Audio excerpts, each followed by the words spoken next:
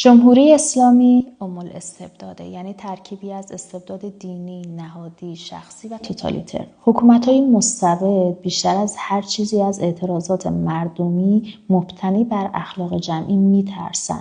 اعتراض مدنی یعنی چی؟ یعنی نگفتن عمومی به بی‌عدالتی و نگفتن مشروعیت قدرت رو زیر سوال میبره. همونطور که در مراسم یادبود شب 7 جاویدنام خسرو علیکردی در مشهد ما شاهد شکلی از اعتراضات مردمی بودیم که هر کسی خواسته خودش رو فریاد زد: مرگ بر دیکتاتور و جاوید شاه. خیلی خوب بود، خواستمون رو با جسارت فریاد زدیم، اما مشکل درون خود اعتراض بود که ما ابتذال شر کردیم. همون چیزی که هانا آرنت میگه، وقتی یک فعال مدنی که خودش زخم خورده استبداده بهش حمله میکنیم و اجازه سخنرانی نمیدیم، یعنی همون سازوکاری رو باز تولید کردیم که بهش اعتراض داریم، حذف به جای گفتگو.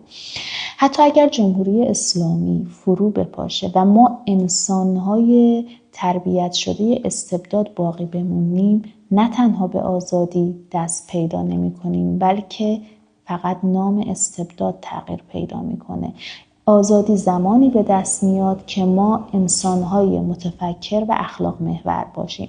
کتاب آیشمن در اورشلیم نوشته هانا آرنت ابتذال شر رو برای ما توضیح داده که چگونه ما افراد عادی میتونیم بدون فکر کردن ابتذال شر کنیم و حتی چرخ دنده یک حکومت مستبد بشیم بدون اینکه خودمون حتی بخوایم. کتاب رو کامل در یوتیوب توضیح دادم، امیدوارم که خوشتون بیاد.